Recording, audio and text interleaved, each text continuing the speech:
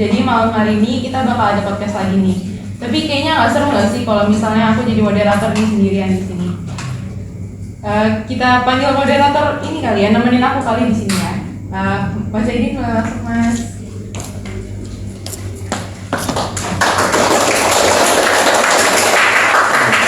Oke, selamat malam teman-teman semua. Ini saya nemenin Mbak Feby buat membahas tuntas terkait narasumber kita pada malam hari ini. Dan kenapa aku minta Mas Aidin buat mendampingi aku di sini? Karena narasumber kita pada malam kali ini spesial banget nih. Kita akan mengundang demisioner ya? Ya, demisioner kita yang spesial malam hari ini. Mungkin langsung aja kali ya, untuk biar gak lama-lama gitu. Langsung saja kepada narasumber kita, Mas Lian. Waktu dan tempat saya persilakan.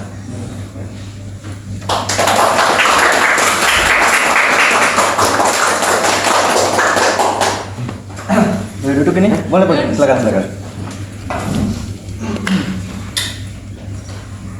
Gimana kabarnya Mas Lian pada malam hari ini? Alhamdulillah. Ini suasananya kayak di angkringan ini ya? Iya benar. Cuman ya inilah kita podcast ya sederhana. Ini Mas Lian sekarang lagi sibuk apa Mas? Nanti kebetulan saya ada sidang 3, jadi saya menyempatkan ke sini dulu. Oke. Ngopi kita. Tepuk tangan dulu dong buat effortnya Mas Lian. Berarti sekarang Mas Lian itu asalnya dulu deh. Asalnya Mas Lian ini dari mana Mas? Oke, saya sendiri asalnya dari Pati Mas. Oh dari Pati. Ya. Di Semarang apa atau? Ya, domisili sekarang di Tegal Kangkung, belakang Rocket Chicken. Oh iya. Kalau boleh tahu Mas Lian tuh sekarang lagi ikut organisasi apa aja sih Mas? Kalau di internal cuma SEMA, itu kalau di eksternal ada beberapa. Ya, berarti Mas Lian ini sekarang memang lagi sibuknya juga ikut organisasi buat ikut kegiatan-kegiatan yang ada di kampus kayak gitu. Nah ini nggak sih Mas keteteran gitu kayak, aduh organisasi lagi sibuknya, kuliah juga lagi padat-padatnya gitu. Oke. Kalau dari saya sendiri karena sekarang ada pacar juga ya, nah itu kan bisa dimanfaatkan, betul nggak? Bener. Nggak, maksudnya kalau dari saya sendiri terkait manajemen waktu sebenarnya biasa aja, karena prodi kita sebenarnya prodi yang paling santai, terutama dari UKT pun terlihat kan. Ya benar. Itu sih. Oke. Kalau boleh tahu semester berapa Mas sekarang? Sekarang saya semester 6, masuk ke 7. Oh, berarti nggak sibuk dengan KKN mungkin persiapan akhir skripsi dan lain-lain. Ya. Kemarin tuh sebenarnya pengen KKN, cuman alhamdulillah belum ada niatan, dan alhamdulillahnya lagi KKN-nya kan gak jadi kan. Oh iya. Karena ada satu dan lain hal, maka memang kemarin dengar kabar KKN itu ditunda terlebih dahulu kayak gitu. Mas Lian ini kan demisioner tahun 2021-22 sebagai Kahim HMJM ya? ya. Mas Lian ini ngeliat nggak sih ada nggak perbedaan di antara HMJM di saat Mas Lian menaungi HMJM sama HMJM yang sekarang nih, di periodenya Mas Aidin? Ini mau jawab yang normatif apa yang jujur itu? Dua-duanya boleh sih. Dua-duanya, yang mana Boleh. dulu? Yang bebas Mas Lian deh. Ya, kalau normatifnya setiap periode pasti akan ada perubahan. Dan tentunya di masing-masing kepemimpinan itu baik saya, Mas Rahmat, Mbak Tania, dan hingga Mas Aidin pasti akan mengharapkan perubahan itu kan. Tapi bukan koalisi perubahan ya teman-teman ya. Terus kalau secara jujur, saya menganggapnya lebih baik dari yang periode saya. Karena tadi perbandingannya adalah periode saya, dimana sekarang saya melihat wajah baru seperti ini, dan itu adalah satu progres yang baik. Sebenarnya benar yang disampaikan sama Mas Lian tuh sebenarnya kita pun yang sekarang nih hasil dari Mas Lian juga, nggak jauh-jauh. Mas Lian udah didik kita yang periode kemarin, jadi ya ini termasuk hasil dari Mas Lian juga kayak gitu. Jadi nggak beda jauh lah gitu. BTW sebelum dilanjut nih Mas, kita haus gak sih Mbak Feby, Mas Lian? Kita butuh sedikit minum lah nih teman-teman.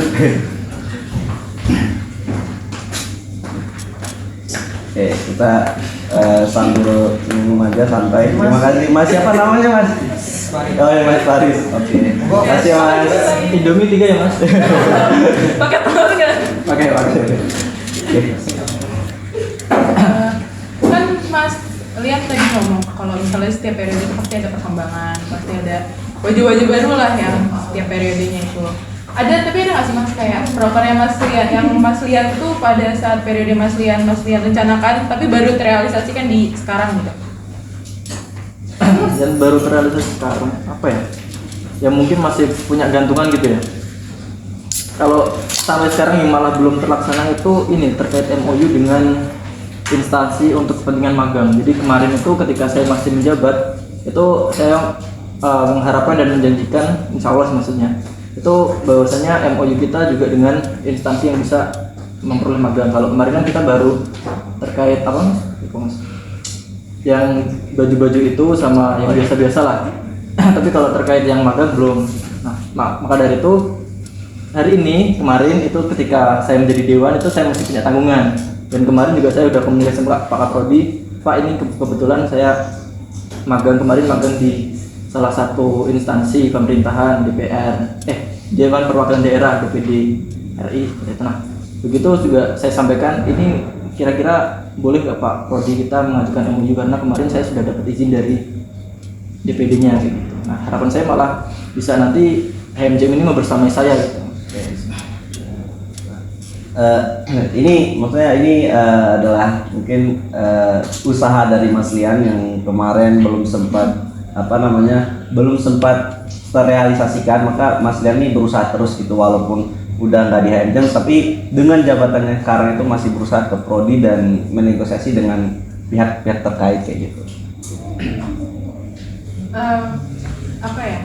Bukan di kampus kita aja, maksudnya di beberapa mungkin organisasi lah gitu. Ini ada nih Mas, ada satu yang namanya tuh masih melekat sampai sekarang tuh yang namanya senioritas. Menurut Mas Lian, pendapat Mas Lian sendiri nih soal senioritas itu apa? Terhadap apa dulu ini? Terhadap HMJM atau terhadap organisasi secara general? Mungkin bisa secara general dulu baru ke. Oke. Ini saya berkaca dengan realitas yang ada ya di Unimus. Itu beberapa organisasi kemahasiswaan termasuk HMJ, BM dan sebagainya itu sebenarnya dari beberapa fakultas itu ada yang masih menerapkan senioritas hingga sekarang. Dan itu menurut saya ada plus minusnya. Tapi ketika saya kaji ternyata banyak minusnya karena nanti ujung-ujungnya ketika senior memberikan saran otomatis itu akan jadi doktrinasi bagi kepengurusan yang baru. Itu menurut saya buruk. Karena dimanapun kepengurusan pasti ada masanya dan masa ada kepengurusannya. Jadi keputusan tetap ada pada masa itu ya, itu dan detik itu. Oke, mungkin sedikit tambahan ya dengan dengan melihat kondisi atau posisi Mas Lian ini sekarang. Mas Lian itu bisa dibilang orang yang mungkin punya ambisi, punya tujuan yang benar-benar itu terencana banget gitu. Nah, buat dekat ini kan sekarang baru saja saya mungkin kita mendengarkan informasi bahwa di periodisasi kita kan udah mau selesai nih gitu. Nah, barangkali mungkin dari Mas Lian, setelah ini saya mau kemana ya gitu. Ada nggak kepikiran dari Mas Lian? Atau mungkin saya mungkin setelah ini persiapan KKN aja lah gitu. Kalau dari Mas Lian sendiri gimana?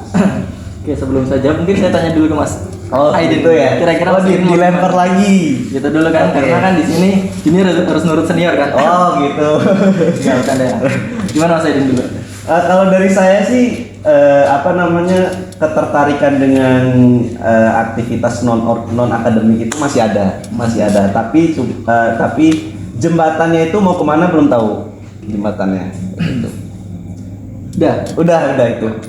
Nyaman ternyata ya. Enggak.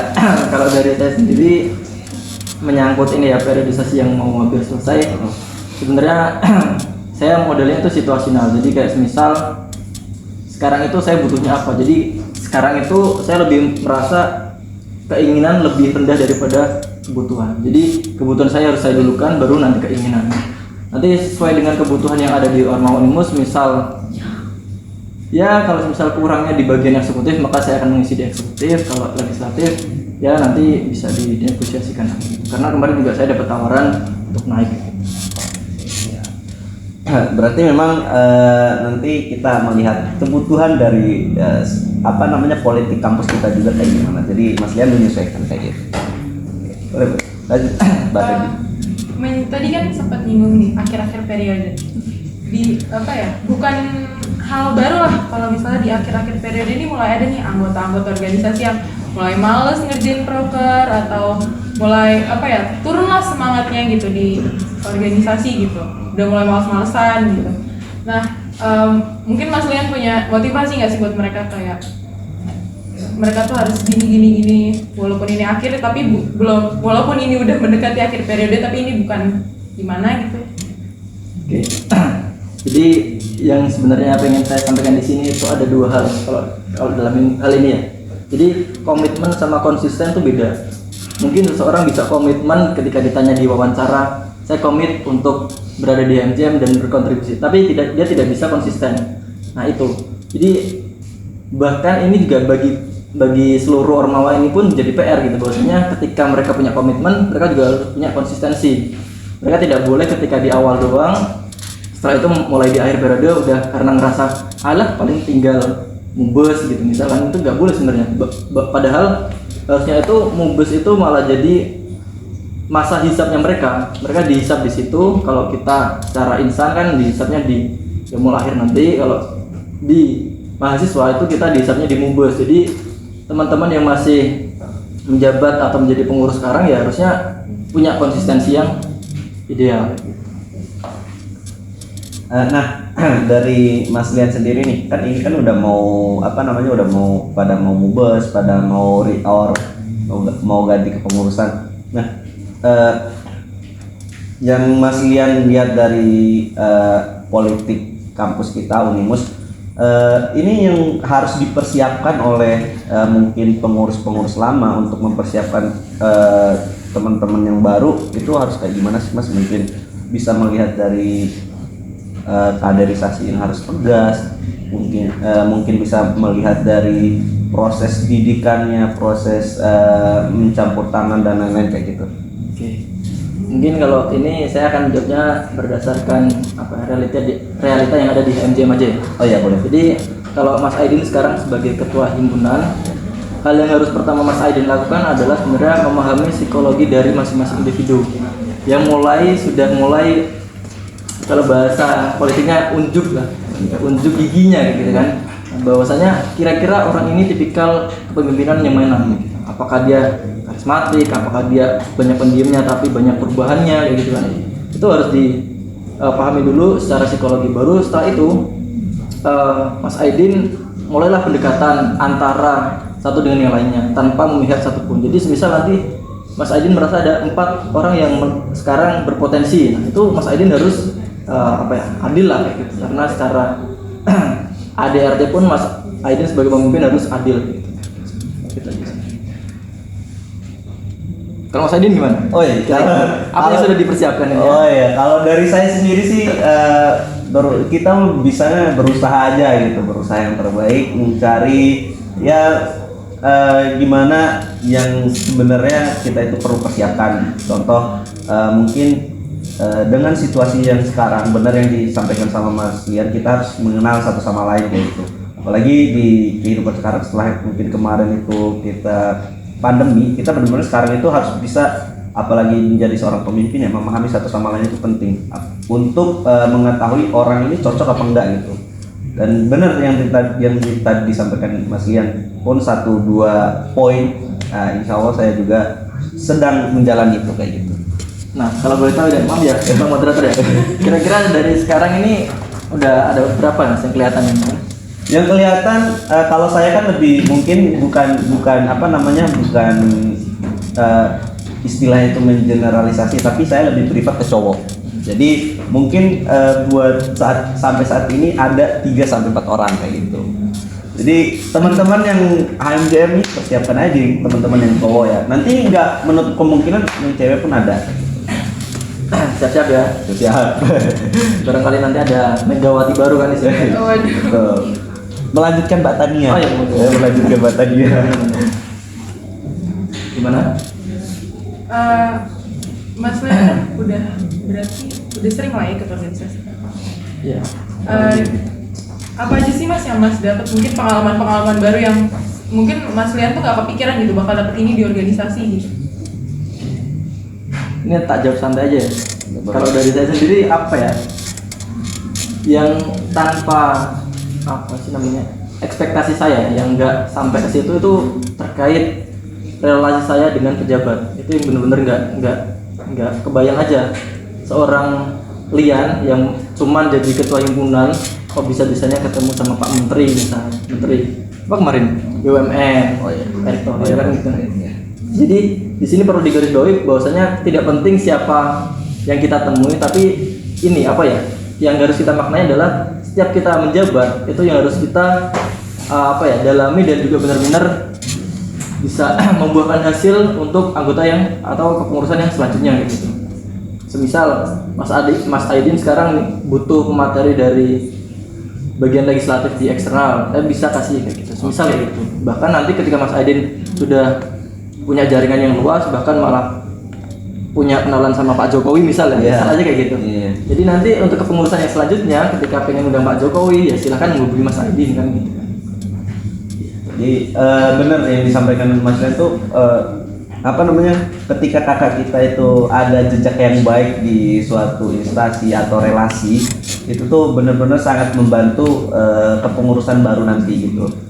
Yang tadi disampaikan kalau misalnya butuh pemateri, butuh kegiatan ini dan itu, jadi kita kontekan aja sama kakak kita yang sebelumnya kayak gitu. Mungkin nyambung sedikit dari pertanyaan yang tadi Mbak Feby sampaikan. Mas Lian ngerasa nggak sih kalau misalnya di setiap organisasi atau mungkin di setiap instansi kelompok yang Mas Lian gabung di sana, itu tuh ngerasa nggak sih Mas kayak treatment atau kayak orang-orang saling mungkin mengenal satu sama lain, cara menyelesaikan sebuah kegiatan itu beda nggak Mas sama organisasi yang mungkin beberapa Mas Lian ikutin kayak gitu? Tadi poinnya apa berarti? Poinnya treatment orang-orang yang ada di organisasi tersebut. Misalnya nih, Mas Lian sebelumnya di HMCM, tiba-tiba pindah ke PEMA misalnya Dewan Fakultas. Nah, di situ ngerasa nggak sih perbedaan adaptasi budaya mungkin yang ada di situ? Oke, kalau dari saya sendiri ternyata setelah mengikuti dari berbagai ormawa dan terkhusus di internal yang awalnya di eksekutif kemudian pindah ke legislatif, itu ternyata ada sedikit perbedaan, tidak signifikan tapi ada sedikit perbedaan, di mana ternyata kalau dilihat dari segi kualitas itu kita memang hampir sama, cuman ketika dalam segi disiplin kemudian on time dan sebagainya itu ternyata kita kalah jauh gitu. Misal saya sebutkan dari Fikes, itu ternyata anaknya rajin-rajin gitu kan. Jadi sehingga ini perlu kita maknai bersama, bahwasanya kita juga bisa menunjukkan ini loh manajemen kita yang mengatur waktu, ibaratnya manajemen waktu, manajemen controlling dan sebagainya, itu kita juga harus bisa kayak gitu. Disiplin lah minimal, ketika jam sekian harus sekian datang. Dan menurut saya perbedaan itulah yang menyatukan. Setuju banget sih, orang manajemen nggak bisa manage waktu, nggak bisa ngelihat waktu, itu kayak ya udah udah keluar dari yang seharusnya kita pelajari kayak gitu. Kita belajar manajemen waktu, kita belajar on time dan lain-lain, tapi kita sendiri yang orang-orang manajemen nih nggak bisa ada di situ. Nah, sedangkan yang disampaikan Mas Lian mungkin prodi-prodi lain atau mungkin jurusan lain, itu tuh mereka bahkan bisa lebih rajin dari kita, bisa lebih on time, bisa lebih disiplin dari kita. Nah, ini PR banget nih buat kita sebenarnya Mas Lian. Ormawa dengan adanya organisasi kampus, dengan adanya kelompok eksternal yang membantu instansi kita, itu sebenarnya ini PR kita banget ya sih Mas Lian. Biar biar orang-orang yang ada di sini itu nggak cuman mereka tuh datang kuliah pulang atau mungkin cuman ada nama di sebuah organisasi gitu, tapi ngelatih kita tuh buat disiplin juga kayak gitu. Ya, ini tambahannya dari untuk teman-teman ya. Jadi kemarin ketika kita lagi studi banding sama mana? Magelang. Magelang. Unima itu kan kemarin saya bincang-bincang sama senatnya sana.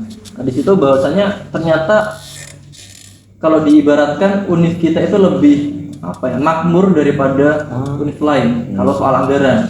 Karena kemarin sempat di-spill bahwasanya kurang lebih ini saya tidak menyebutkan angka, hanya saja saya bikin matematis saja.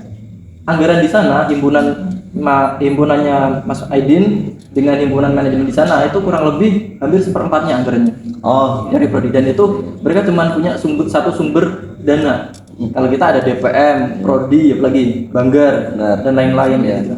Kalau mereka benar-benar kayak cuma satu doang dari rektorat itu, dan itu pun jumlahnya seperempat dari Mas Aidin.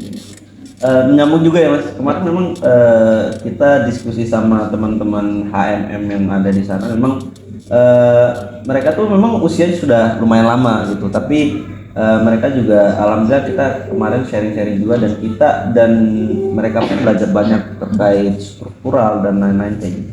Memang setiap organisasi itu memang benar-benar berbedanya itu jauh-jauh juga kayak gitu. Ini dilanjut sama Mbak Pebi. Ini udah mau masuk ke pertanyaan terakhir.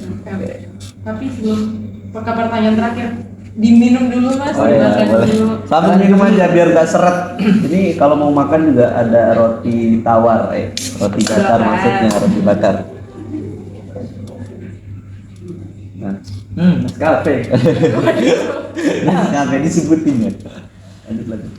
Terakhir nih Mas, mungkin Mas Lian punya pesan-pesan nih untuk anak HMJM sekarang gitu, atau mungkin untuk adik-adik kita yang akan masuk nanti yang tertarik ke organisasi gitu.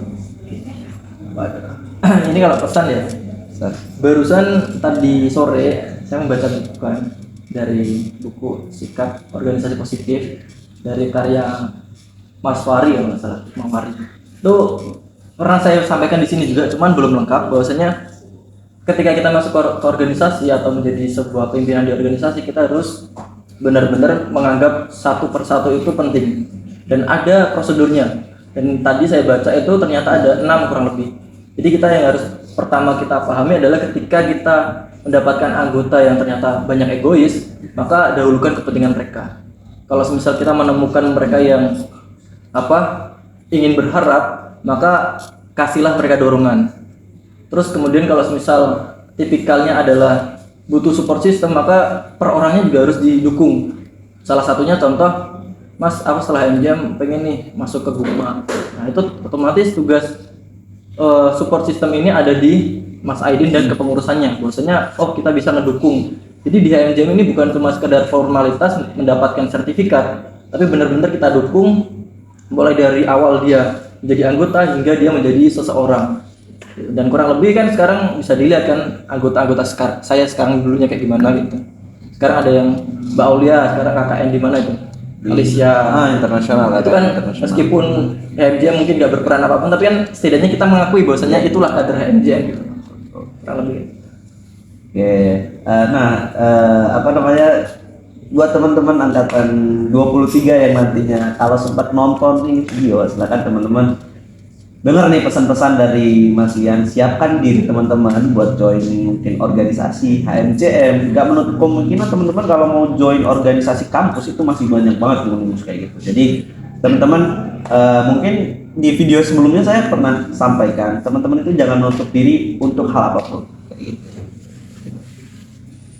Mungkin podcast kita kali ini udah cukup nih, udah banyak banget Tuh. apa Pembelajaran, pengetahuan baru yang bisa kita dapatkan pelajari dari Mas Lian. Lian. Mungkin untuk penutup nih Mas, di podcast Kastrat nih punya Tagline. tagline. Apa itu? Saat saya bilang open the door, open your mind, kita ngomong sama-sama let's hear Kastrat. Oke. Oke? Boleh. Open the door, open your mind. This is our podcast. Let's hear Kastrat. Kastrat.